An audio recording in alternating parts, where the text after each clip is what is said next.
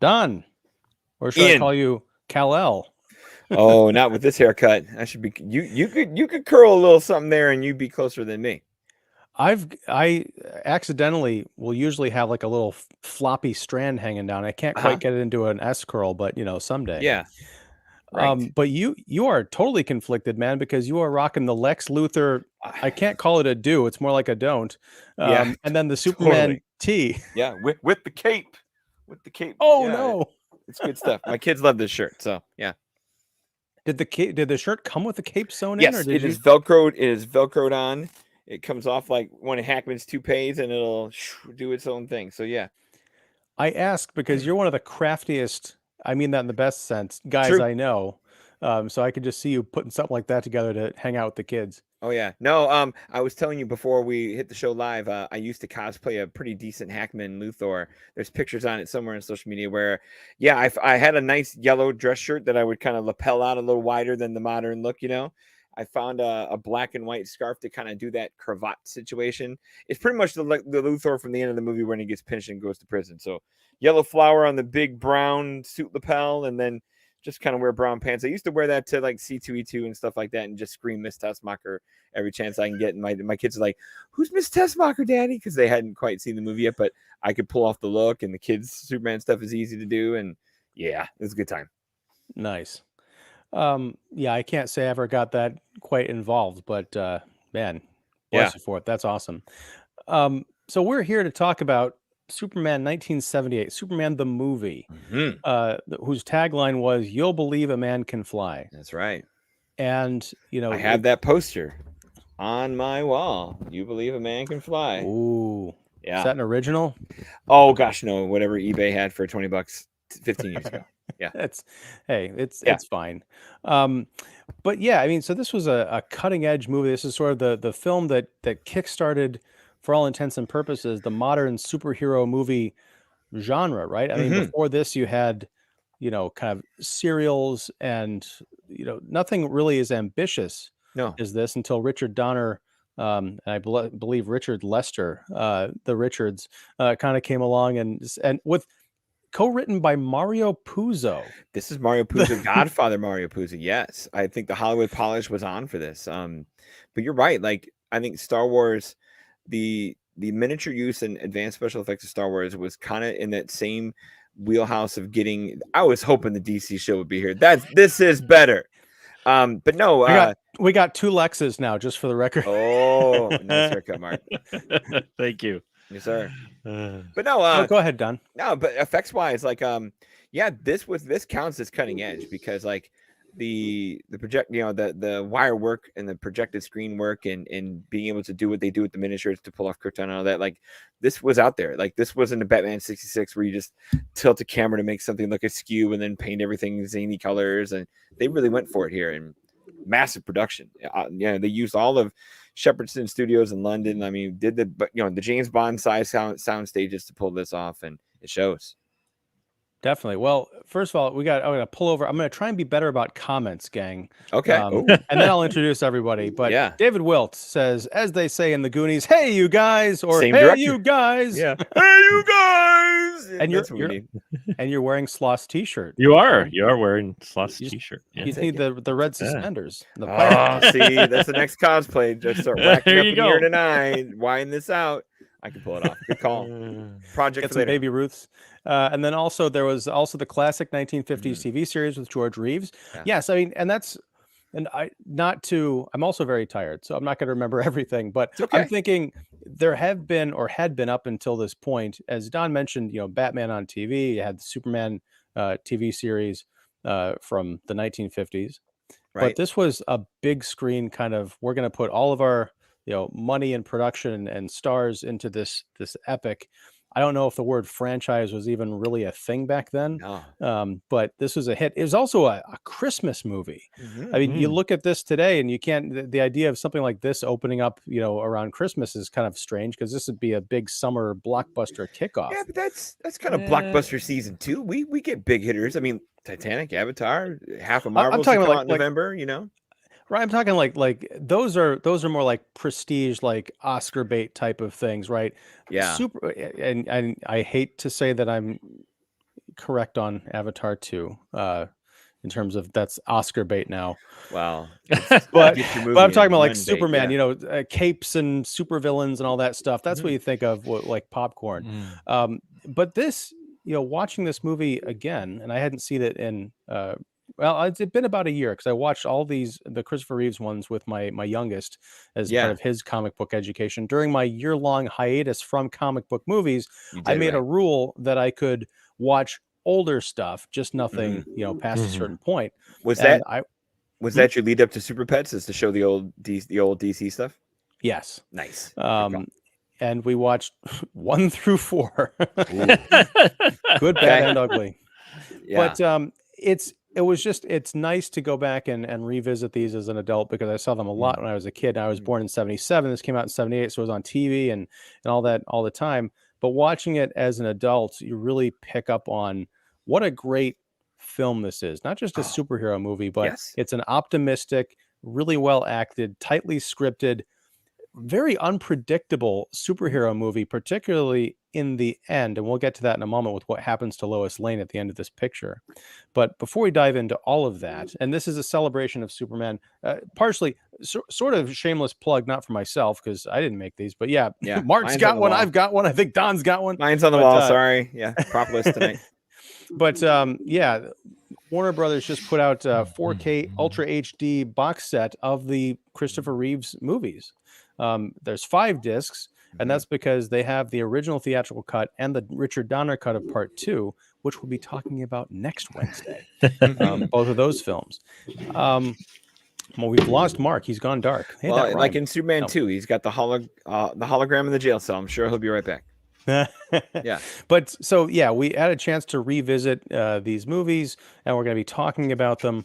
And joining me tonight are, sorry, David, I'm going to hide your comment there, but do appreciate it.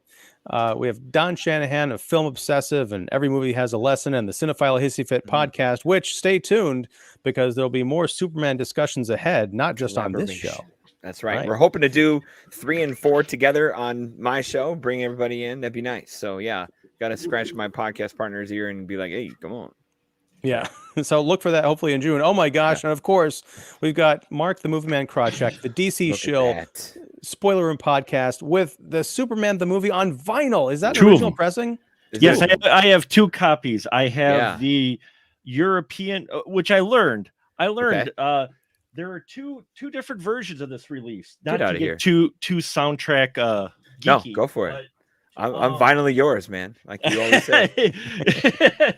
Yes, my show, it's Vinylly Mine, which I get very few views on. But anyway, there's 2 different versions of this, I learned. There's the US version and the European version. Now, the difference is on the back. Okay. Even though it's the same track listing, one has a label with the US tracks, and the other one has the track listing actually printed on the sleeve. You're right. I see the black sticker on it. It's the same track listing, though. I thought for a minute it was different, but I compared the 2. No, they are the same. It's just that one was I forgot. My apologies. I forgot which one is which. But yes, these are both the original pressing from 1970. Wow. Is it 78? I 78 think it is. Probably. Yeah. Now I picture Mark like simultaneously like dropping both needles and like, okay, let's listen. They're the same. And like 60 minutes of like, nope. There's something different in this one. Yeah. But yeah, so they're pretty much the same one, although the print's a little different, but with that wonderful title graphic that's just like the titles to this movie, which are awesome. It's the John Williams. I mean, this is his heyday, right? He had Star Wars, he had Superman. This was even before he did Indiana Jones. I mean, geez, talk about a 5-year hot streak. Yeah, Jaws in there before it. Jaws, it's 75. On a run. Yeah. Whew. It's crazy. I'm that guy who will say it. I know obviously there's a greater volume of work in the Star Wars series and in Indiana Jones, but I think for me, it's between this and E.T. as his best singular works. You could tell E.T. he just loved it. I mean, and as much as you hear the stories there about like cutting the movie to his music, not the other way around, which is precious of music. And Jaws, they had to do it because the shark wouldn't work half the time. So they had to do the music that way. My buddy and I are, my buddy's a huge Williams fan. I'm just a soundtrack geek in general, but pretty much Williams from 75 to about 92, 93 really could do no wrong in his soundtrack. Like every song, it was, as the kids call it, a banger. It was on. He not only wrote themes, he wrote scores. He scored well. Now, after Jurassic Park, I will argue Jurassic Park was probably his last really good full score, to where he was doing. You had Schindler's List and all that, but I'm talking about he hit another tone, because you hit Schindler's List and that becomes 7 Years in Tibet, that becomes Memoirs of a Geisha, that becomes he changes motifs up and isn't just the blockbuster guy, he's the prestige guy. Now he can do both. It's very similar to Spielberg. After Jurassic Park, he starts going for, and this is not a knock on him, but he takes more of a historical, prestige Oscar bait tone. But he was able to do what's called cartooning with his scoring between 75 and 93, in that all of his music actually really matched the action going on. I'd love to do a soundtrack podcast one day, but I only have so many hours in the day. Anyway, but after 93, where he hit Schindler's List, he kind of went a little more Goldsmith, to where he makes beautiful, wonderful themes and marches, but his scoring, you can kind of hear it in the prequels. His scoring to the action in that, not as solid as what it was. It's still good to listen to. Don't get me wrong. I'll put it's Williams. It's still pardon the metaphor. It's like Aaron Rodgers, even on his bad day, or Tom Brady. Okay, no, I gotta stop you, Mark. I draw the line at sports metaphors. No, they even on their bad day, they did okay. But Williams' score for Superman, that march is just there is. You're like, give me Superman. Then the love theme, it's top to bottom. The Kansas theme, the Krypton theme. There's so much, and he'll weave a hint here, or weave a hint there when the characters are sharing screens together. And then he's got the dorky villain march, which still fits. It's amazing. But I still maintain. I watched this I watched this the other night with my wife, and the flying over the city with Lois Lane scene is beautiful until that high school poem narration. And I forgot how long that goes on. I watched this thing last year, and I blacked it out. I'm like, it's only she only has a couple lines. No, she keeps talking. You know why she talks too? Because they tried her singing so many times, and it was awful. It was she could not sing, unfortunately. So they just after I forgot how many takes or whatnot. They're just like, okay, just speak the dialogue.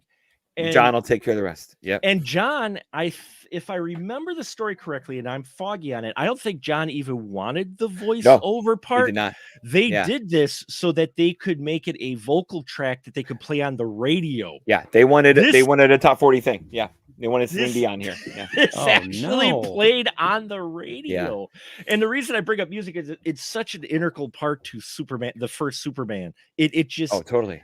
That film. I mean, that helps make the characters so much, because they are working even on a big budget. It's still a budget. You can only do so much with the effects, so that music just pulls you in. But the track with Margot Kidder talking, they played that on the radio. Have you heard the pop version of it, where it's like, it's very 70s. It's boogie oogie. It's rough. That sounds enticing. It also sounds like a threat. I don't know if I'll ever look that up. I kind of almost have to know at this point. Go find pop version love theme, and you'll be like, oh dear. I'm not going to put my hand on the Did you hear the disco Star Wars theme from a year before? I love the disco Star me too. Wars theme. Mecco is. I know the Bill Murray version of it, but no, I don't. Not the Bill Murray version. Yeah, you've got to listen to the Wizard of Oz Mecco. I've got the album, the vinyl. Mecco does the soundtrack. All right, okay, guys, we're gonna pull over and talk about Superman 1978. We covered the music. Yes, but we also have to talk about the film. Okay. Now, a great way to get into this is with, again, Mr. David Wilt. The opening kind of feels like you're watching it in a theater because it begins with the opening of the curtains and it has a child reading from a comic book. Totally. That is a great avenue into this. And it's something that I feel like we've kind of lost in modern comic book movies, is this idea that they came from comics. Now, I'm not saying that every single film has to have a comic book reference to it, but it is just this kind of a great bridge from, the curtains open, it's paying homage to the sort of the serial nature of the earlier attempts, and then you see the person reading the comic book, and then it goes into the Daily Planet, and that brings you into the world that the movie is painting for you. Even that's like a bit of a snippet of fast forward, because then we go back to not even Kansas, but to Krypton, and that dying planet, and the whole trial of Zod. Now, the one thing that I will say, as much as I like the restored versions of Superman on these discs, I don't think they're complete. Did you pick up on? Well, first of all, I'll know better when we watch Superman 2 next week. Okay. Because this might have been something that they added for that film. But when Krypton blows up, I have a distinct memory of the baby Superman chandelier ship flying through space and actually passing by Zod and his cronies in the Phantom Zone. Yeah, I saw that scene. Or it was in. No, it's what you're thinking of is Superman 2. Superman 2 does a recap to where they show Superman's baby carriage flying away and the explosion, because that's how they set it up to how they get out of the Phantom Zone. So that was actually they got out of the Phantom Zone from the explosion shattering the Phantom Zone mirror that they were in. I don't know if that's correct. I think an actual missile from the Earth. Oh no, I'm sorry. No, it's the missile from Paris. They did pass by. Yeah, it's the bomb. We're getting a week ahead of ourselves. But he does pass by, but that's in Superman 2, the opening. But I think the pass by. My kids and I, we watched. We got the chance to see Superman the movie on the big screen about a month and a half ago. It was at the Cisco for a John Williams event, and my kids got to see it on the big screen, credits and all. And it was the 2000 special edition with the gauntlet scene and a few extra Krypton stuff. And I thought the pass by is in it. Now, it very may well be, because there is something for sure that is not on the 4K. Yeah, and I was frustrated. It is in the Kansas scene when Clark is running and he's racing the train. Yeah. And you see the little girl pointing out, like her parents are reading the paper or something, and she points out she sees Clark Kent. Right. It was the original. It was it's Noel Neal. Yeah. Yeah. And then it's Kirk Allen. It's the 40s serial Superman. Right. Plays her dad. Yeah. But young Lois, the little girl is pointing out hey, look, there's someone racing the train. Her parents like, whatever. And then when Clark crosses in front of the train, and then we see a bit of, we see him kind of like through the passenger cars running off into the distance. Right. There's a tag to that scene where we go inside the train car, and the little girl's like, "Mommy, a man just, outran the train or something." And then the mom turns and says, "Oh, Lois Lane, you and your imagination." That's not in the cut that is on this disc. It may have been in the one that you saw in the Siskel Center, but that's the strange thing is, I don't know. Maybe there's going to be an 8K version that has the ultimate special version. I don't know. I don't want to quadruple dip this movie. I had to go to YouTube to look up that scene, because I'm like, I know that I know the scene you mean. But because outside of it, the way it's cut now, you don't even know that that's Lois Lane. They don't mention it. No, it's just some girl in a train. No. I'll find my VHS of it. No, I'll play it. I'll rip it for you. Well, I know it's not on that one for sure. Like, I don't think the Lois scene is on the old VHS. Like, that's an extended cut thing since 2000. So Don, let's I am going to jump around a bit here, but I do want to talk about you seeing that movie at the Siskel Center. Yes, you brought your kids. We were the three youngest people there, and I'm 43. No, my two kids were easily the only children there. Yeah. What was that experience like? Had you seen Superman on the big screen at that have. Point? Okay. Whenever, I think around that 2000 special edition, when they brought it back, but they brought it back like the way Classic Cinemas and Marcus Cinemas brings back those like Friday night little hitters, or like those like tonight down at the lake in Oak Park, they're playing Mask of Zorro because it's 25th anniversary summer of '98 stuff, and I'm like, dang, that'd be awesome to see big screen. But I saw it on some event like that, where I'm sure someone's just playing the Blu-ray up high and not on film. Like this one at this disc was like on 35, and it was gorgeous, and but it was the special edition one, and I was waiting the whole time, like there's a chance this is the OG one and not, because I love, like, for the kids and for the action of the things, the gauntlet scene is kind of like that's kind of the pepper and the steak that really helps it out. Which is the gauntlet scene? I don't know when Superman drills down into Luthor's lair and he passes those tests of freeze, machine gun, and fire. In the original, he just drills down and he knocks over one wall and he's in the lair. Not goes through 4 things of test. And that's right. I remember the machine gun setup. That's right. That's something else that I noticed was missing from here. Well, then they left off the best version on the 4K. Son of a gun. Did you watch the 4K or the Blu-ray version? I did watch the Blu-ray. I don't know if there's and I also watched the digital copy. It's very strange. But the cuts that they chose to use. But then again, wait another 8 years. Yeah, I'm gonna have to keep old editions. Not that I would throw them away, but still, no.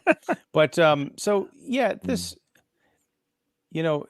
Superman comes to Earth. There's that classic scene that's straight out of Action Comics 38 with him lifting up the car, and Ma and Pa Kent, they realize that they've got a little alien baby on their hands, and they take him and they raise him as their own.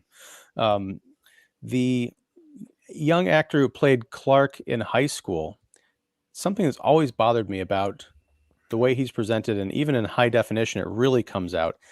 Did you notice some weird shading or makeup on his nose to the point where it seems almost like a bronze fake nose at some of the straight on angles? Never noticed the nose. No. I know the voice is not him. That's always been known. Yeah. I don't think I knew that. Reeve dubbing over the actor. Very David Prost style. Yeah. Interesting. And that makes sense because at the end of the film, when he's before he spins the planet backwards, he has that flashback to when he's saying, when his, Pa Kent died, he said, all those things I could do, all those powers. I thought, I'm like, well, that sounds like Christopher Reeve. It's interesting when I'm watching the high school version of him say that, I can see him. I think that's his voice, but it's, if I close my eyes, I'll probably be like, yeah, it's Christopher Reeve. Interesting. Yeah. Reeve did the dubbing there. Yeah. I don't know what Jeff E sounds like. I don't know if he's like, again, because you see the old footage of David Prose trying to be Darth Vader, and it's looks like a Monty Python movie, and it's a good thing James Earl Jones showed up, but still. Yeah, but that, it's also interesting because we're going to be talking about Superman 3 in a few weeks. Something I'd never pieced together is Clark is, he's talking to a girl in high school. That's Lana Lang. And then the jerk football player who reminds him he can't come out to the sock hop or whatever. He's got to stay behind and clean up the equipment. That's Brad, which we're going to see 2 movies later. That's right. It's the same characters.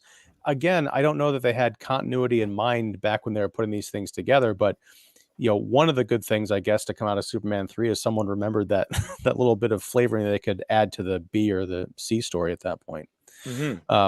Let's see. One second. David Wilt says, again, I've noticed that the movie kind of mixes the 1940s to the modern age because the people kind of like they are dressed from the 1940s style. Yeah. I mean, Clark's still in the suit, wearing the fedora. He looks like a 40s newsman, In the Daily Planet stuff for sure. But yeah, you definitely outside on the street. That's all that's New York right there. Yeah. Him coming in the boots, Yeah, that's a great part. And was it when Superman first emerges? You got the one guy saying, "That's some bad threads, Jim," or whatever. Yeah, you can tell it's a total pimp with 70 girls behind him. Yeah. Superman was going to circle back and deal with him later. Yeah. See you in a minute. Girls, are you okay? Consent. Now. This is 1099. Keep your taxes. Got it. Yikes! Or as they said in the Toxic Avenger, when Toxie's going after the pimp says only 12 years old and only $12. And wow, I'm glad that guy got his comeuppance because that was one of the most shocking lines I've ever heard in a movie. But back to Superman. My criticism of Superman Returns from 2006 was that Superman didn't do much. He lifted things. Yeah. He lifted a plane. He lifted Antarctica or whatever it was. But in terms of acts of heroism, What is it about, help me out here, that the Okay. first big feat that we see Christopher Reeve's Superman when he emerges is to save Lois Lane in that helicopter dangling over the edge? Still, one of the most exciting things I've seen in a comic book movie, and so low tech. Like Low all tech. of the drama is through the action, and certainly not like the models hanging off the Yeah, building and the you can tell that's projection the screen. actor and a crane, and they're pulling it off genuine. It's amazing. And miniatures between. Yeah, it's a stand up and cheer moment, and my kids are just like, because I mean they cut that scene so well. We're like, the obviously the crash part first, Lois dangling, cut to Lois falling, cut to Lois, like, just all of it is so good, and you think the phone booth's going to work, and then it's not a phone booth, and then it's the pimp, and then it's all of it is just click click click click click. It's so good. Yeah, stand up and cheer moment. The music rises right when you need it to. It's perfect. And Margot Kidder, in this scene, and also the scene, at the end with the car, she genuinely seems like she's in great peril, and that's what kind of helps sell it. And again, we'll talk Scream about queen, the ending right? in a little bit. But Mark, what was the DC show? I gotta say this. Do you remember what was your first reaction when you saw Superman back in the day? Like, did you see it theatrically? Did your parents Well, drag you to see it, or did you see it like on home video, or what?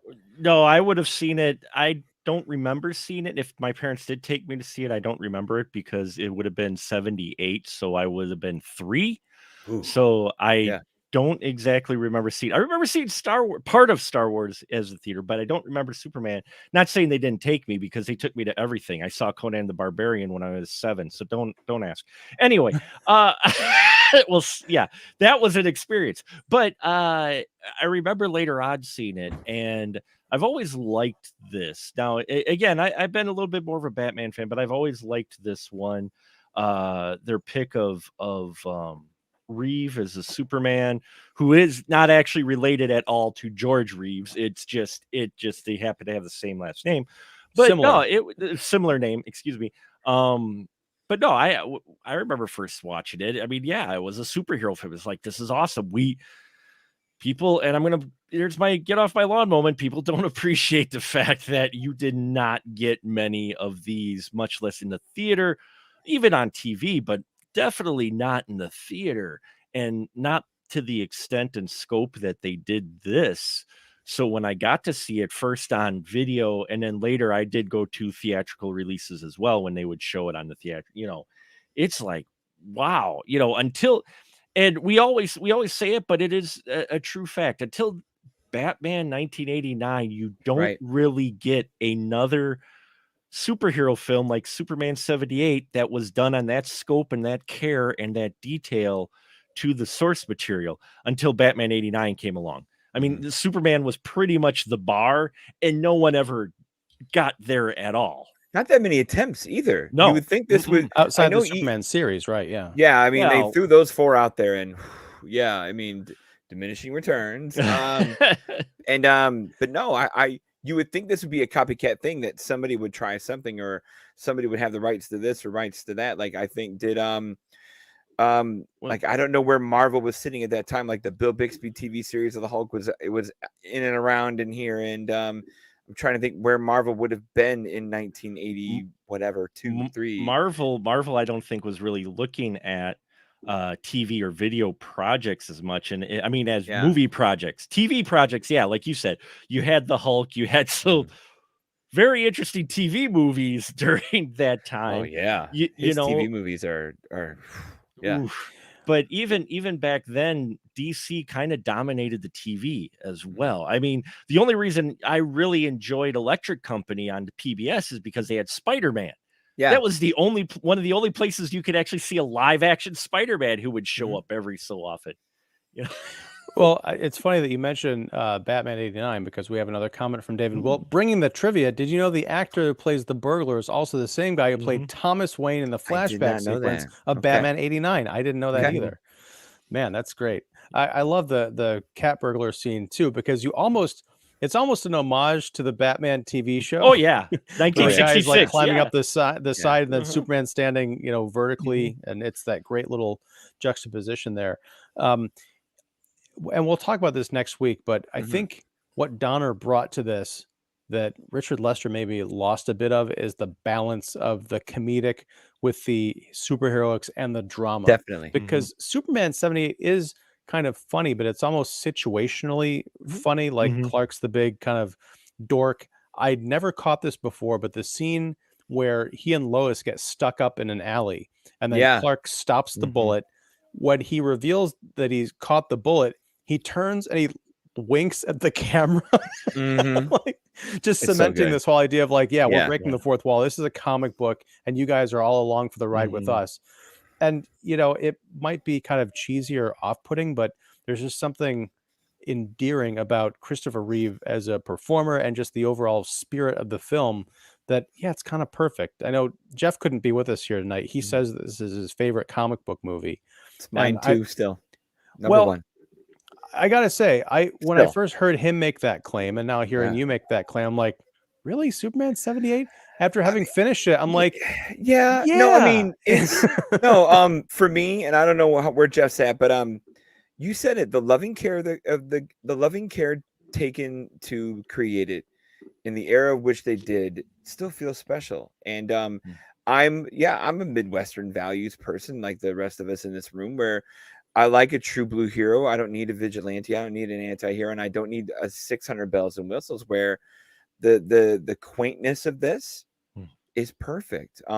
Could I do without? Is there stuff I don't care for? Like, do we need to see the world get spun around and turn back time? It's cheesy as fuck. But I'm there for it, and I'm here, and it still sweeps me up. Like, oh my gosh, what's gonna happen to Lois? And like, look at him go around and save the world. How can you do it? How like it still gets me every time. And I just think those tones, like you kind of said, are lost in the minutia of everything else that people want to thrust into a comic movie. Where I don't know, a simple thing works. I can't explain it. Well, I think, you know, I had always kind of had a problem with the whole like spinning the earth backwards around thing too. It's so dumb. But it's admittedly, here's the thing. I don't think it is. Okay. It feels like it is a comic book kind of thing. Yeah. Because of like, it's Superman. He's the most powerful being in the universe. How do you demonstrate that? He's so powerful. He can spin the earth on its axis in reverse, change time, and then go back and do it again. And this is after he's been spending, you know, an hour zipping between Hackensack, New Jersey and the San Andreas Fault, saving people on buses and stuff. It's just, it is that Herculean effort and the emotion of it that when he shows back up with Lois, he's, you know, turned back time so that she doesn't fall into that crack after the earthquake. And, you know, she sees him through the window. She, you know, rolls her window down. You can see that he is so happy that it worked. He doesn't have the the kind of bluster like, oh, hey, Lois. You can see he feels like he's about to cry. And when she starts like yelling at him, like, you know, where were you when I needed you? My car ran out of gas. There's power lines falling and stuff. He still has that sort of like misty eyed. Is like, I am so glad that you are alive. What's the closest moment I can compare to that to another comic book movie is when Tony sees Peter again after he held him when he got dusted. When Tony gets to see Peter again in Endgame, that's the only closest moment I can put to what you're saying, Superman's relief of saving Lois after a Herculean effort to do so. Same thing with Tony, because Tony probably has that Endgame in mind of like, hey, Peter, you're all right. We got you back. But at the end of the day, like, I got this. I'm ready in case it's me and I have to go next. Like, that's the closest thing I got. Mark, you got anything that's close to that in a superhero movie moment of emotion? Superhero movie not really. No, I mean, everything else is crowd cheer stuff, which is awesome. It's well, I mean, and you know, people might say, well, I mean, Batman 89 is still my favorite, of course, but it's a different movie. That's a different character. So you don't have those moments because that's not his character. So as far as these type of moments, no, there's really nothing that close in a superhero movie, I would say, to that, you know, to that for live action. You know, it is close. You know, you got a couple that are close, especially in the most recent Guardians. There's a couple, you know, actually, there's some heartfelt moments that you don't expect. There was CGI characters, but still, Counts. it counts. There is, the scene near the end, not to give away spoilers with Guardians, but that scene near the end with Rocket and Lila at the end in the white room, that part, I was like, this scene's actually got some weight to, I wasn't expecting a scene like this to have this kind of weight and serious and this beat. It's not as moving as what you see at the end of Superman 78, but it is an emotional moment, which you don't get a lot of in superhero films. There's maybe the dusting of Peter with Tony. That not a love, but that's another heartstring moment. There's not a whole lot of heartstring moments in superhero films. Well, I think one of the things that sets this apart is it has the advantage of being first. Right. Yeah. Correct. One of the things it's become a trope in the 45 years this movie's been out, if I have that right. You do. Is especially in comic books, there's a saying, well, nobody's dead in comics.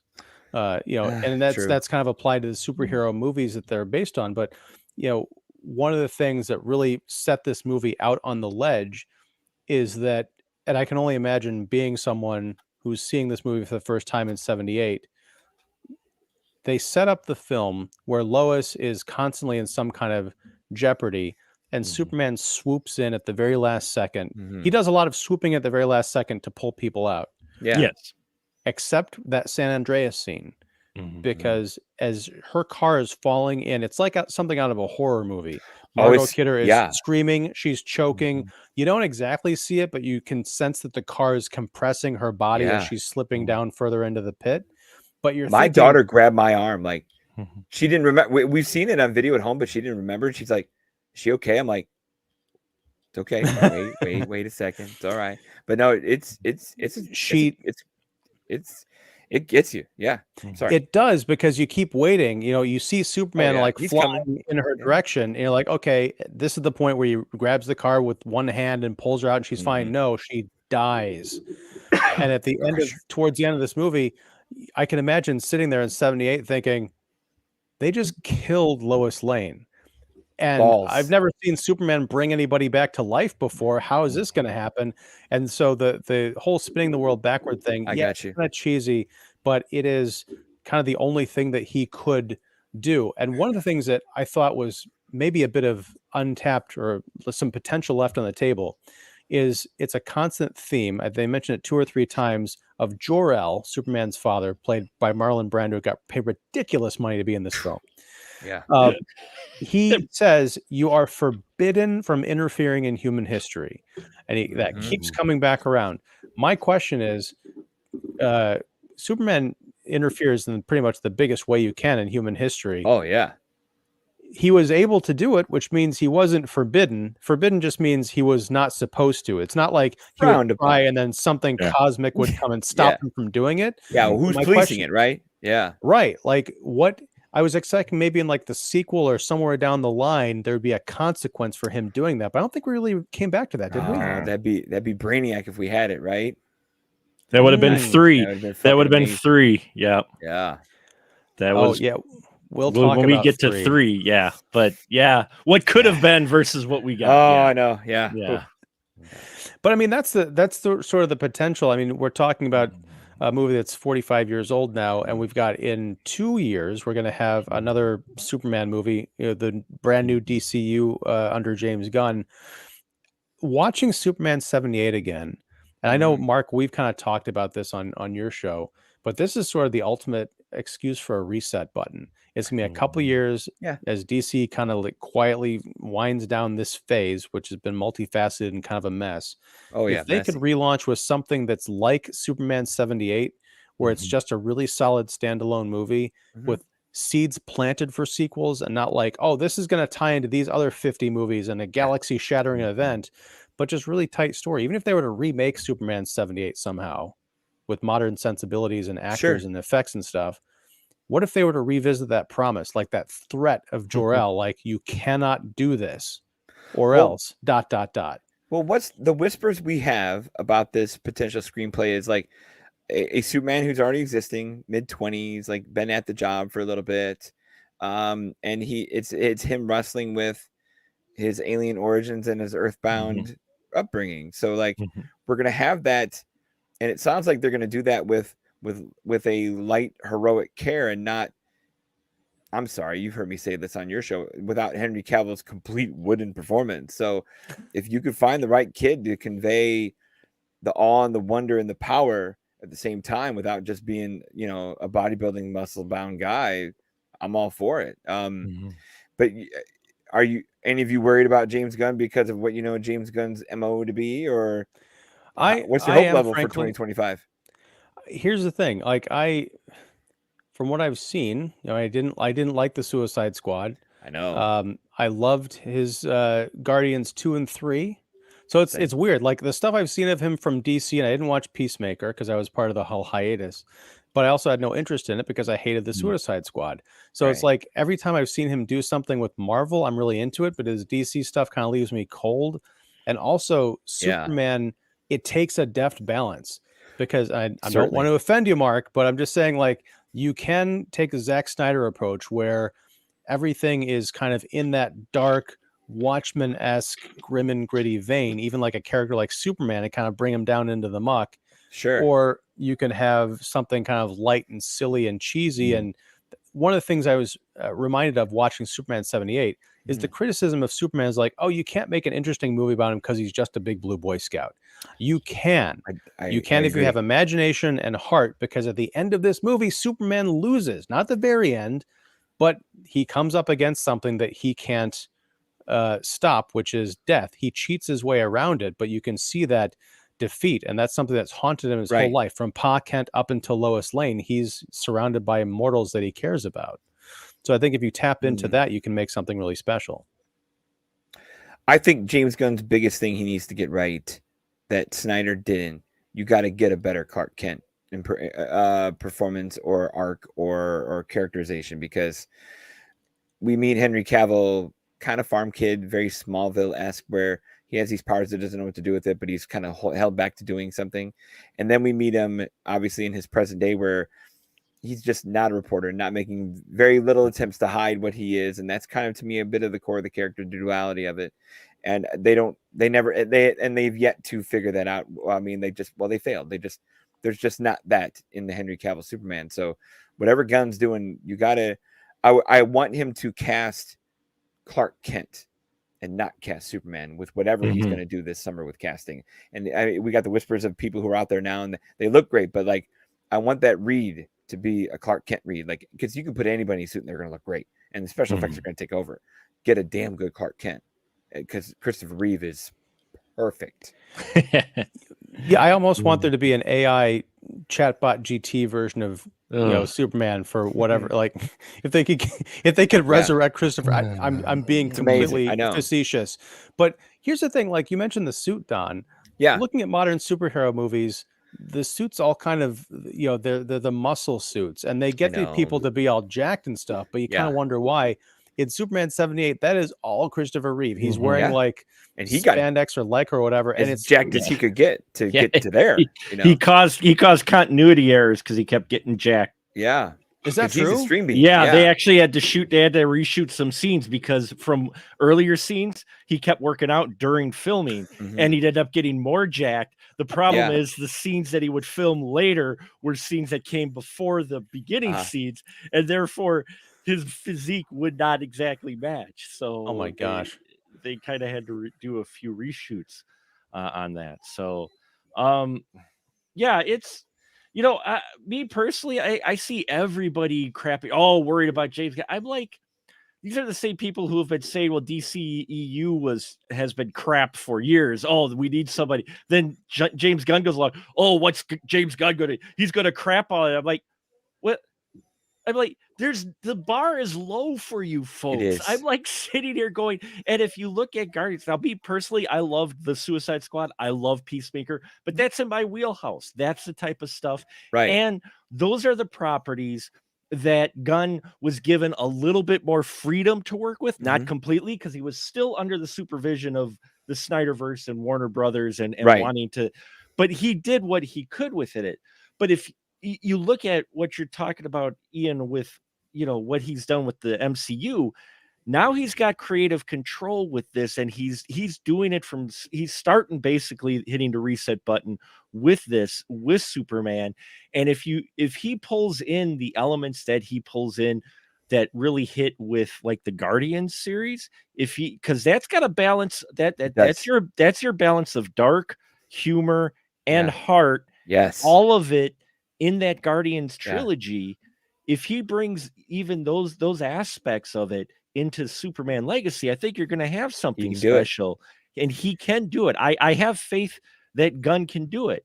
Now I'm a pessimist at heart, because that way great thing about pessimists, you're either right, or if you're disappointed, it means it came out great. So you're always on the winning side if you're a pessimist. So, for me, I just want a good film. And I've liked James Gunn's material up until now. There's very little that Gunn has that I was like, it's okay. I've liked a lot of pretty much all of his style and his stuff that's in my wheelhouse. So I'm looking forward to Superman. I'm not saying we're going to get a Reeves, because we shouldn't, because that's going to, it can't be done. It's going to be hard to sell to your audience. Yeah. We have a more cynical viewing audience in general than you have in 78. True. Well, so having a character like Superman is going to be a harder. Just with the Doctor Order though, too, right? It could be. I'm not saying you can't. I'm just saying you've got to do it a little bit. It's a harder fight. I don't know about that lack of cynicism. I mean, the 1970s, it's all like Coke and disco, but you have to remember what the climate is. So you're saying it's Oxycontin and TikTok now, huh? I got you. Well, no, what I'm saying is it's almost the same climate. Like right now, we need a Christopher Reeves style Superman, because think about what was going on in the mid to late 70s. Mm-hmm. Think about what George Lucas did with Star Wars in 77. It was his reaction to the Vietnam War. Right. You had the ultimate distrust of government. Mm-hmm. You had, coming off of a war that many people thought was unjust. You were 9 years removed from the Civil Rights Rights Act of 64. Right. Or no, sorry, it's a few more years now. I can't do math because I went to art school. But the point is, I think if you have a solid enough movie, you can sell anybody. It would be nice to get something, disguise some sunny optimism without the grim and gritty stuff, even beyond what Marvel has been able to put out, to really sell people on, hey, you know what? Things are going to be okay. Superman is a symbol of hope and peace and justice. And one of the last things he says in Superman 78, when he's dropping off Lex Luthor and Otis in the prison, and he's flying away talking to the warden's like, thanks for saving us, Superman. He's like, well, hey, we're all on the same team. Right. Like, that is the message we need in 2023, 2025. And I think it can be pulled off. My problem with Gunn, and I'm waiting to be disproven. He is very good at what he does. And what he does great is make fun of things, turn tropes on their ears. And he's great at doing found family misfits, rogues, and dysfunctional losers who think they can become superheroes. I'm thinking of Super. I'm also thinking of Slither. I'm thinking of Guardians, and he started off in Trauma, for crying out loud. And none of that is Superman, right? And on top, and he can get the emotions right, as we've seen in some aspects of Guardians. I don't know if he can get the sincerity right, because even with Guardians, it is it's Peter Quill is not Clark Kent. Not him. He's lovable, but he's also a thief, and kind of he's a guy who has to learn to be good. A rogue. Yeah. I mean, if he wants to bring those sensibilities to his villains, that would be a perk in the right direction. But with your true blue title-bound hero, sincerity is a big test for a guy like that. If they need a template, I've been preaching it for 2 years now. Tyler Hoechlin and what they're doing in the CW right now with Superman and Lois, with him as a father, is exceptional. Again, there's probably better looking guys. There's probably taller guys. There's probably buffer guys. But what they're doing right now with him as a father and as a husband and still Superman in this day and age, it's what they're doing now is really good. If he needs a template, look no further than there. But they never will. And it's going to die off in 2 seasons when they're get this big movie and they're done with him. And it's a shame. Every time I see Tyler Hoechlin as Superman, I think it's because I don't think I've not since he was on Seventh Heaven 22 years ago, Oh man, okay. seen him without stubble. And I always think of Yeah. when I see him as Superman, I'm like, this is like the drunk Superman from Superman 3. The stubble's And a yet little he's much. like the Yeah. regular Superman. But that's 2023. That's what the girls love, and he's a good looking man, and I get it. Sure. But that stubble would make me go, Mark, See that's here, fucking Superman. You know, like it would give it away worse than the glasses. One of the things though that I think is was always, and we've mentioned this prior, I think on the Guardians show or whatnot, or in the pre-shows sometime, Ian, is one thing DC has over Marvel, and I'm not saying this because of DC shill.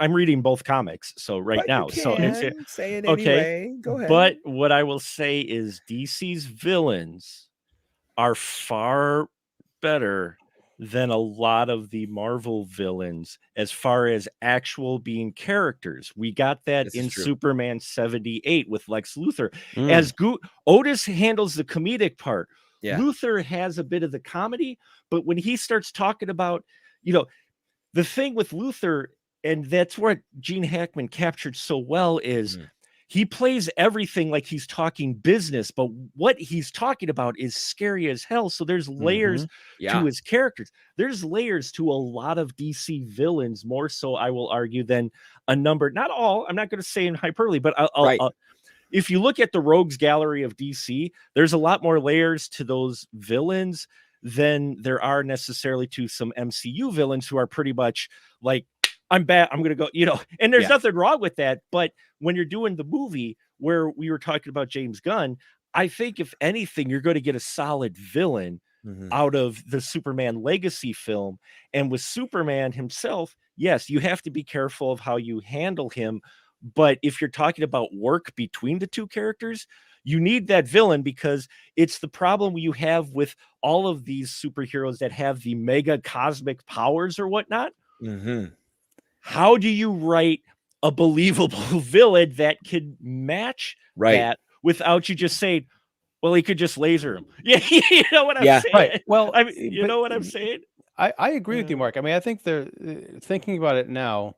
I know DC has its share of cosmically powered, villains, but most of what you think about is DC Detective Comics. It's usually about, like Lex Luthor or Ra's al Ghul, or even, the Joker, the Penguin. These are like crime bosses, people who've survived for decades on their wits or their street level insanity. It is really interesting. And what I loved about Superman 78 and Lex Luthor and Gene Hackman's performance is, you're right, a lot of Lex Luthor's comedy comes from him reacting to this bumbling henchman that he's got to work with, Otis. But when he starts talking about, I mean, his big plan is a land grab in California, that he's going to launch missiles to activate the San Andreas Fault, have most of California fall into the ocean so he can have the property that's sitting on the other side of the fault. And it's scary because he's describing this, as you mentioned, Mark, just as a business deal, and Superman's confronting him, was like, you're going to kill millions of people and destroy California. And Reeves delivers that line so beautifully. Luthor, you're insane. And Luthor just rolls it off like, no, I'm a businessman. He's like, this is just, this is just business. And there's that great exchange. And Superman says, is this how you get your rocks off, Luthor, by planning the deaths of millions of people? And Luthor, without missing a beat, says, no, by causing the deaths of millions of people. And you hear about, the kryptonite subplot. There's this country that retrieves some, kryptonite lands there, and they lock it. Is it? Yeah. Addis Ababa is the capital of Ethiopia. So it's Ethiopia. See, I should know. I should ask the teacher right off, because for all I knew, it was a made-up country. I don't know. No, but no. Yeah. But the Luthor gets this kryptonite to put in a lead box to trap Superman. But there's a radio report saying that an installation at Addis Ababa had been broken into, and two of the guards had been killed. I'm like, oh my god! I mean, we see the detective get hit by the forced in front of the train at the beginning of the movie. And that's shocking. But there's a big gap between that and what happens at the end. Luthor's villainy is sort of theoretical. It's almost like Bugs Bunny, like he's getting into the costume, like, oh, he's gonna play a paramedic in this scene, and Mhm. but Oh no, yeah, he's the a missile stone stuff is cold silly. killer. Yeah. Oh, Yeah. I know, and I think that's and I think people weren't ready for that. Like by the time we got to Brandon Routh in 2006, where I know Kevin Spacey's not the best person to talk about right now, but Spacey brought that same menace to the character, and it fit. He was willing to kill some people, and you need that. I think if Lex isn't that and the big brain, he's just a big brain. So I mean, he has both, and that's pretty impressive. What has Yeah. always made Lex Luthor scary is just the way Gene Hackman, and yes, Spacey, because he was trying to embody Hackman in Yeah. is his coldness, his indifference That's the to word.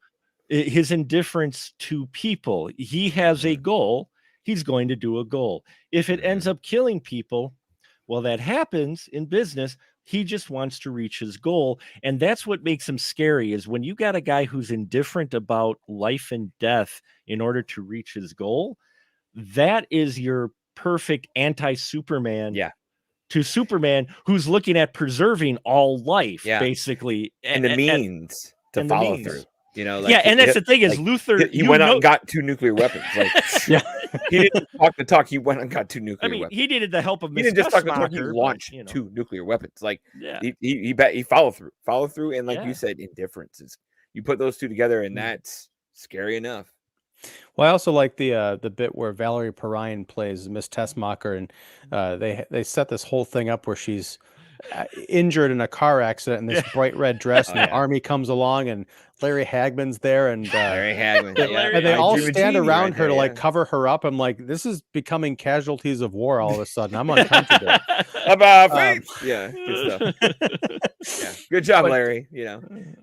I want to talk a bit about the production design, because Lex Luthor's lair, I mean, he's not in some giant castle or estate out in the countryside. He's as he makes the joke, 200 feet below Central Park or Park West or whatever, in this abandoned train station with a giant pool that he goes swimming in. It's amazing. And just the idea of it, like this, he's got to start somewhere, and he's starting literally from underneath the bottom and going to rise to the top if he, with his ambition. Yep. Yeah, I loved his lair. I loved all the look of it. I mean, they captured the comics well. I think that's where David's talking about for why they went retro inside the Daily Planet versus outside, is because they wanted to capture that classic newsroom feel to it.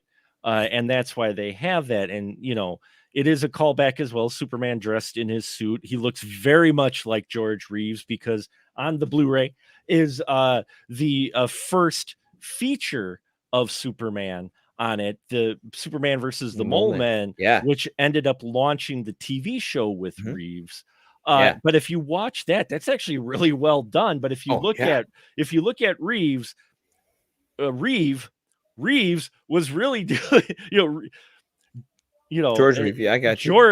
George and Chris. George really looked like the part with the dress and everything. Yeah. And Christopher looked a lot like that embodiment, even though a little bit more modern, but still, that's what they were kind of going for. Which apparently Christopher borrowed the look from Cary Grant from a film. I can see that. But that also works with at that time period, similar time period. So, I think they were doing the throwback, but it was a little bit more subtle with the production design than say what you might get later on. I mean, even Batman 89 borrows from that. Because if you look at Batman 89, it's hard to pick a period of when Batman 89 actually sits in. Yeah, it looks industrial enough and steam covered to be noir 40s, but still 50s, it's cocaine 80s. Right. Like, it's all there, The text there as well. But and it's similar style. And I always like when movies do that, to where you can't quite place the period. So even though we do talk about the outside being more 70s, on the whole, if you look at the way it's designed, it feels like it's pulled from the comics from the period that Superman came from, even in the urban setting, because we don't get a huge amount of the urban work. We usually are in the Daily Planet. We're in the lair, or he's racing somewhere to save someone. You're not really spending a whole lot of time on the ground with, say, the common folk. No, and that's yeah, you're right, Mark. That may have been a way to disguise to not make it. Oh, this is a '70s movie. It is kind of timeless. Oh, Yeah. one thing I wanted to, because I was going to say this before and I forgot about it, but Mario Puzo's screenplay, something I'd never picked up on. When Lois first meets Clark in that newsroom, she said, I'd never really thought of this as like kind of a dark joke, and maybe it was completely innocuous, but she says, "Are there any more back home like you?" Yeah. And Clark says, sadly, no. Yeah. Yeah. He can't lie, and he doesn't. Can't lie. You know, No, yeah. he doesn't lie. Actually, she's Oh, silver haired. man. It follows it up with the quaintest thing, cute thing in the world. Like, Yeah. let me guess, gray haired old grandma at home. Actually, Yeah. she's silver haired. Yeah. That was so Yeah. nice. But I mean, again, with the Clark thing though, like everyone points to the I mean, the flying scene is wonderful because I mean that's has there ever been a more handsome man in the moment than Christopher just leaning across that table and just staring through Lois Lane like, yeah, let's do this. But then I love the end of that when Clark shows up for their fake little pretend date, and it's the reverse lurch moment, where like how Reeve transforms, and it's so good. I saw that meme, I think like a year or two ago, where because someone pointed it out on YouTube or whatever. But yeah, and they play it in slow motion, so it really looks like he's transforming. But watching it in real time, I'd never caught that before. I thought, oh, he just took off his glasses, but no, his entire disposition changes. 2 It's inches. CGI before there was CGI. Yeah. It's in the costuming and that his suit's cut just a little bit loose, so it's not holding his body. It's the costuming. It's the slouch. It's the slouch and costuming shoulders. to where. But that's Reeve though. I mean, he's if I remember correctly, he's a classically trained theater actor. Oh yeah, like, that's a guy who's gonna go to the nth degree to nail a character, and he's not. I hate to say it, he's not Henry Cavill. He's not a fucking underwear model. I don't know where you got Henry Cavill, but he's not. He's not Christopher Reeve. He's not Juilliard. He's not whatever. Did you ever see Guy Ritchie's The Man from U.N.C.L.E.? Yes. Yeah. I thought Henry Cavill, that was the best performance I've seen of him. Same. Yeah, he needed to be like a James Bond, it's probably past for that, but he's 40 now. Yeah. The windows. Oh my gosh, he's 40. God, I feel 40, old. But at least. All right. But back to that flying scene, and we'll kind of wind it down with got a couple more comments from David here. Yeah. But one of the things I really dug about the flying scene is Lois Lane falls to Earth because she does something that's very human. Yeah. She keeps pushing the boundaries of like, okay, Superman can hold me up, just like he's holding me in his arms, and then he's letting me out a little bit, and then holding me basically almost by the tips of his fingers. Yeah. And she's like, oh well, maybe I really can fly. Maybe this magic is transferred onto me. And the second she lets go, she plummets to Earth.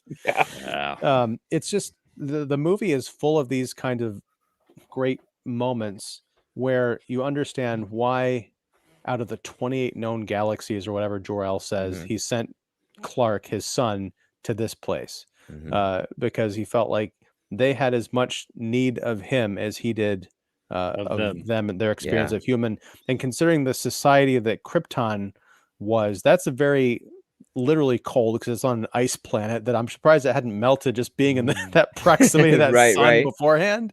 Oh God, talk about a terrifying opening. The scene where all the Kryptonians are falling into that red chasm. Like, that's my shit. Yep. This is the opening of your PG rated comic book movie. Everybody. Bring the family. Bring the kids. It's 70s, 80s PG. You got to put it in context. There's a difference PG for 70s and 80s. But again, my kids were nervous. They're like, what's going to happen to his mom and dad? I'm like, it's not going to be good for mom and dad here, guys. And it's rough. Yeah, it's, and I don't know what they were trying to say about Kryptonian society. And again, it's something I hadn't thought about, but Superman's mom, Kal-El's mom, she doesn't have much of a part in this. All of it goes to Brando because he's the name. But I'm just noticing almost like the gender dynamic between the mom and the dad. Jor-El is the more sentimental one. Like he's the one saying like, oh, my son, I've got to send you away. And I send all my hopes and dreams with you. And the mom, it's not that she's cold, but she's more of the silent partner, more of the stoic that you'd kind of, I'm wondering, is there something going on her Krypton society? No, it's almost her going, hey, put him in. He's got to go. You know, Right. Dad. Yeah, it's definitely different.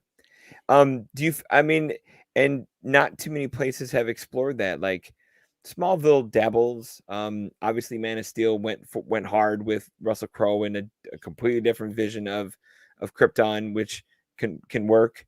But you're right, it's unique, and you're right, it's subtle because we don't spend a lot of time there. They don't dwell on it, but you did notice something very unique, very different. Yeah. All right, I want to get to David Willet's last comments because he had He's got a like few three of them. here. Yeah. So the movie kind of feels like a crime drama film. There is the scene where the cops follow Otis because they hope they will lead him to Luthor. Yeah, a great scene, and also just chilling because you see Otis go into the secret panel and the cop following him was like, aha, I'm going to get him that way. And then we as the audience, we see that contraption, the lever, the door that pushes out to the wall. Yeah. But it didn't occur to me anyway that it would push further out so that it could not only be a door, but also a battering ram kind of thing. Brilliant stuff. And then I read that there was originally going to be a Superman movie where Nick Cage was supposed to play the role. Yes. Yeah. Yes. Ooh. With Kevin Smith. Yes. God, I'm so glad that failed.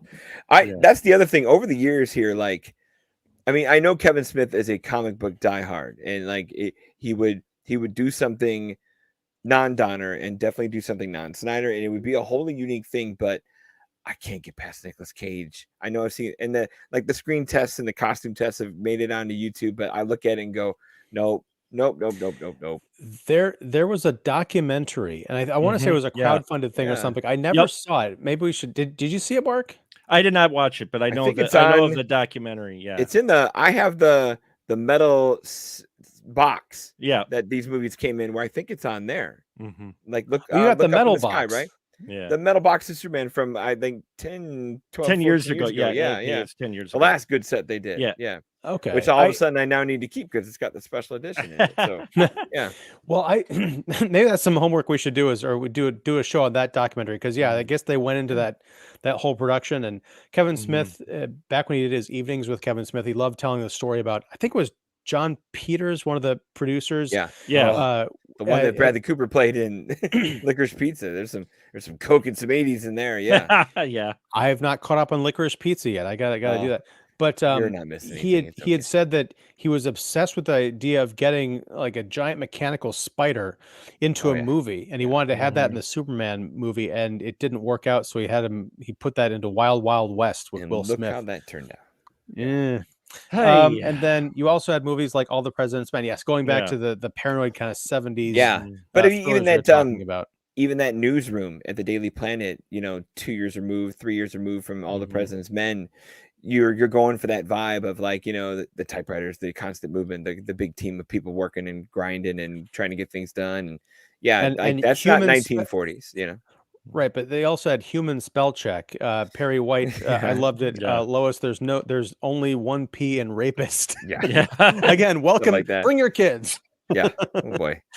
But no, this is a very special movie, and I'm glad I got to talk about it with you guys. I think it's been really fun discussion. I'm looking forward to next week because we're going to be doing something a bit different.